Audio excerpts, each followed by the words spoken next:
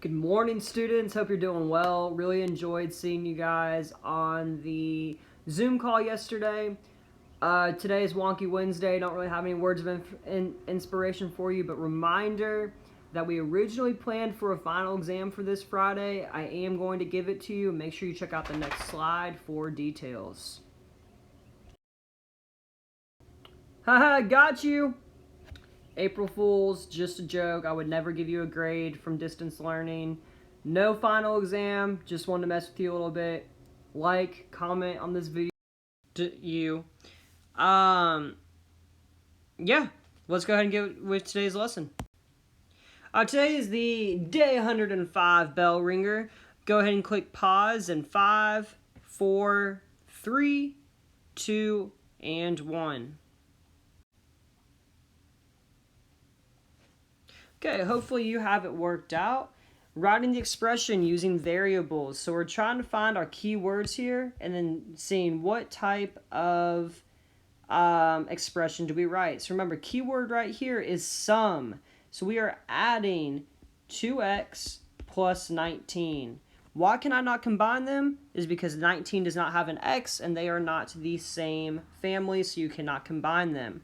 The next one, 40 divided by the difference of k and 9. So we need, I'm going to use a little bit more space, so we have 40 on top, being divided by the difference of k minus 9. Number 3, 7 more than twice a number. So I'm going to draw that right down here. 7 more than means to add. Twice a number, 2n. And the quotient of 12 and a number. So we can just do 12 divided by n, or you could have written it as a fraction, 12 divided by n. Hopefully that was helpful for some of you guys. Coloring 72% of the grid. Remember that percent means per 100. There's 100 squares up in this box, so I'm going to color in 10, 20, 30, 40, 50, 60, 70, 71, and 72. Then it says write it as a fraction and a decimal. 72 100ths, which is the same as writing 72 hundredths. This says label the coefficient, variable, and constant.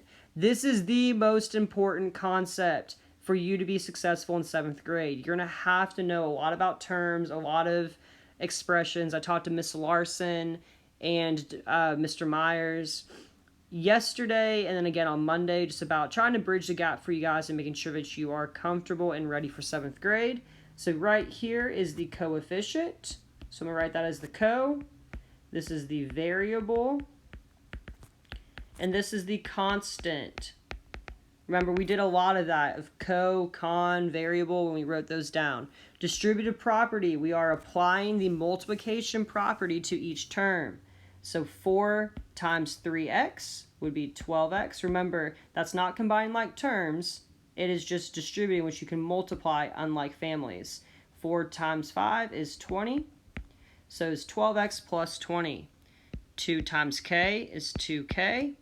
And 2 times 10 is 20. W times 4w. What is a w times a w? It is w squared. So it's 4w squared. Plus w times 2 is 2w. And then we just do the same thing here. 9 times f is 9f.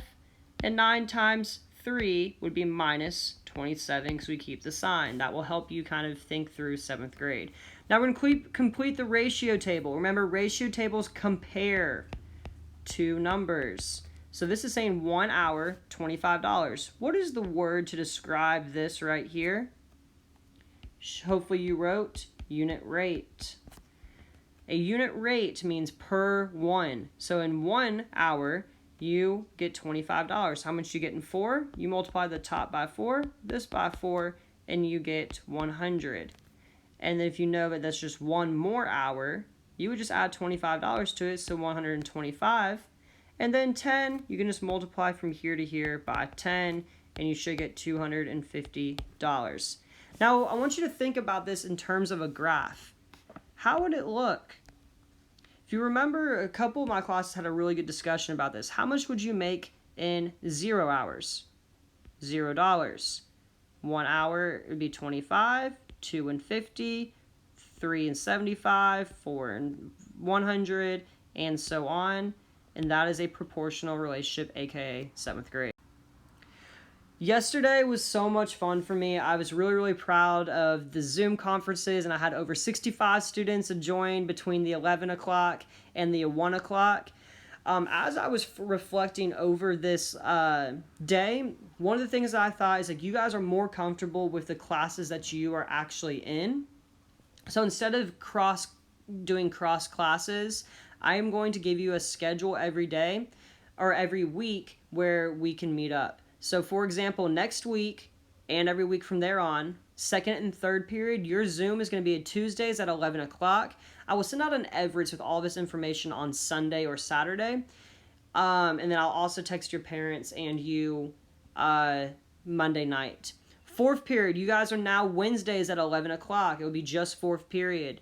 And in sixth period, you are Thursdays at 11 o'clock as well. This does not interrupt any other teacher's Zoom schedule as of now. And so this should be a good way for us to connect. The breakdown of the class is going to be, I'm going to do 1/2 is SEL. 1/4 is going to be math challenges that are fun. You guys get to debate. And then 1/4 will just be y'all goofing around and talking. It'd be roughly 45 minutes to an hour. So something that I've kind of been sad about a little bit is that there's just been really low video attendance over the last 2 or 3 days. Like yesterday's video only had 38 views. The day before that I had 55. But when I first started doing this online teaching, I was right around 100 to 115, which showed me that every student was watching. So I know that this week you guys probably, one, you hate fractions and decimals, and two, volume of a prism. You guys know that. So just be on the lookout for next week. We will be having brand new content. Today is brand new. So please, please, please start getting back engaged into these lessons. So today's goal is understanding why we use nets and how they help us make sense of geometry. No, a net is not something that you just like catch a stray dog with or an animal with, but it is something to describe a 3D object. Let's explore it now. So a net is a two-dimensional figure that can be folded to make a polyhedron. Basically, that just means a 3D object. Here's the net for a cube. So if you look at it, there are 6 sides. 1, 2, 3, 4, 5, 6. And if you used a piece of paper and cut it out exactly like this, and then folded on the dotted lines and folded it up, you would create a perfect little cube, which I'm going to try to draw. And it would look something like that with a little bit of a bottom as well.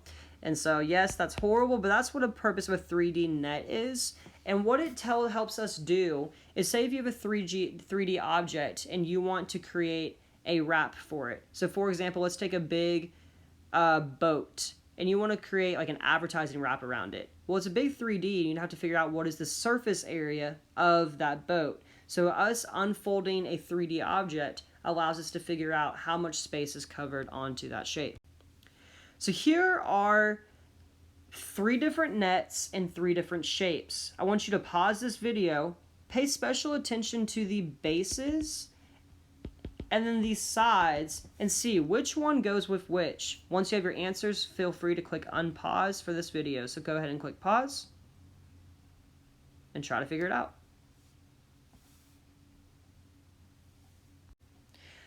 Welcome back.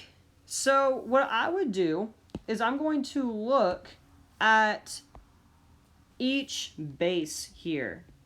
Usually the base is in the center. So this is a big rectangular base. But then when I look at all 3 of them, all of them have a rectangular base. But this is a triangular prism. This is a rectangular prism.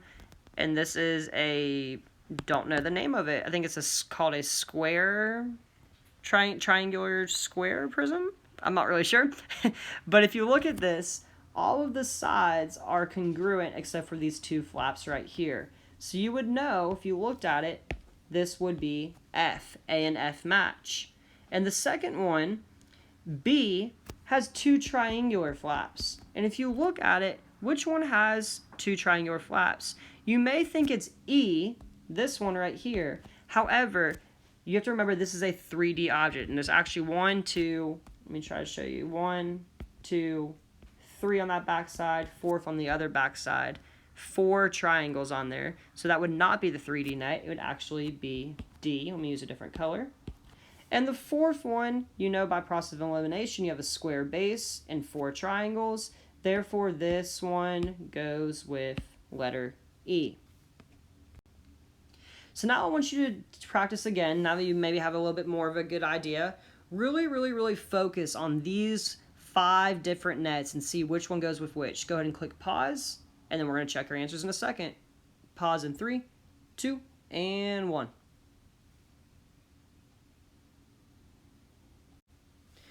Alright, so now let's go ahead and look at these. I always try to find which one looks the most normal. And typically this one with a cross on it is one of the easiest ones to figure out. The reason why is all of these squares are congruent, which means they are the same size and same shape. So which of these options on here look like they're all the same size and same shape, but in square format? It would be number 1 and letter E. And I'm going to use a different color. There's also another shape on here where all the sizes and shapes are the same exact size. It is letter C. So there is also 1, 2, 3, and 4 triangles there. Where else do you see 4 triangles that are also the same? Hopefully you chose number 4, where there is this big side right here, the bottom triangle, the left triangle, and then there's one through the back side that's not facing us. Okay, so 4 and C are a partner and a pair. And then we have a triangular square pyramid. Like I told you, I don't know the name of that. And so we have A right here, which has 4 triangles and 1 square base, which is exactly the same as 3. 2, we have 2 little squares, and then 4 long rectangles, which would go perfectly with number 2 right underneath it. And then I'm going to use my black pen, and we have here 2 triangles, 3 rectangles, and this gives us the triangular prism. So this is going to kind of introduce the lesson for tomorrow. It says, how could we find the area of this? So some of y'all, actually take a second to think about it. Click pause, come back to me in 3, 2, 1. Some of you guys are thinking, well, duh, we're in a grid. Each square equals 1 centimeter. So why don't we just color in each square? So 1, 2, 3, 4, 5, 6, 7, 8, 9, 10, 11, 12, 13, 14, 15, 16, and then just call it a day. It'd be 14 centimeters squared. That's the area of it, and that's it. What would be another way to do it? Another way to do it is to find the area of each shape. So remember how we did composite area? So we know that this is a 2 by 2. This is a 2 by 2. And then we have all these, which are 1 by 2s. 1 by 2, 1 by 2, and a 1 by 2. And then we could just add up all of those individual areas. So again, this will help us find the surface area for like marketing. I'm going to give you a really good example tomorrow of how to find the area. So what about this one? This is a little bit different. We can't just count the squares because they're not whole. So we would find the area of the triangles. So me do area is equal to base times height divided by 2. And I'm going to multiply it by how many triangles we have. 4. So our area would be, our base is 1, 2, 3, and our height would be 1, 2. 2 units. So we would do 3 times 2, which is 6, divided by 2, which would be 3. So our area of a triangle, meaning the space inside of this triangle, is 3 units squared. Then that means this one is also 3, this one's 3, and this one's 3. So 3 times 4 is 12. And then we have to find the area of the rectangle, which we can do a couple ways. We can do length times width, or we can just color in what we have here, which is 9. So we just do our composite area, so 9 plus 12 is equal to 21 units squared. Really, really excited about tomorrow and how we're going to explore this further. So now will we try this one? Again, on the left side, you should have 2 different options. You can count all the squares, or you can do composite area model like we learned earlier this week, or last week. And then on the right side, you're going to have to find the area of the triangle, multiply it by 4, and the area of the rectangle, and then add the 2 composites. Go ahead and do that now. Come back to me with an answer in 3, 2, and 1. Okay, so for this one, I'm just going to do what's easy, and I'm going to count how many squares there are. 1, 2, 3, 4, 5, 6, 7, 8, 9, 10, 11, 12, 13, 14, 15, 16, 17, 18, 19, 20, 21, 22. I'm going to write 22 off to the side so I can remember. And then we have 2 congruent shapes. So we have 1, 2, 3, 4, 5, 6. 1, 2, 3, 4, 5. So we know the area of that is 30. 1, 2, 3, 4, 5, 6. 2, 3, 4, 5. Area of that is also 30. Add them together, you get 2, 6, 82 units cubed for the area. What about here? We do the triangle first. We find the base, which would be 1, 2, 3, 4, times the height, which is 1, 2, 3, and 4. So you do base times height, which is 16, divided by 2, which is 8 units cubed for one triangle. We have 4 triangles, so you do 8 plus 8 plus 8 plus 8, which gives us 32 units squared, plus our rectangle, which is a 4 by 4, which is 16. So right here is all 16. And we get 48 units cubed. So if you want to play more with this resource, I put this on my website. There's a really, really fun kind of like game that shows you how the nets fold up into like a 3D shape. And I really think you'll enjoy it. Instead of giving you like a practice worksheet, I wanted to find this like online game for you, and I think you'll enjoy that. So go to the link on my website. Also, next week is brand new content. We're going into statistics and data. I really, really think you're going to love the lessons I've prepared for next week. I'm really excited about them, so please, please, please tune in. Love y'all, care about you, so proud of who you are. I'm glad that you're persevering. Make sure to call one another. If you haven't heard from a friend, borrow a parent's phone or use your phone. Call them, text them, message them on TikTok, Instagram, I don't care, but make sure that you are there for one another in times of loneliness. Have a good day. Proud of you guys. Thanks for listening.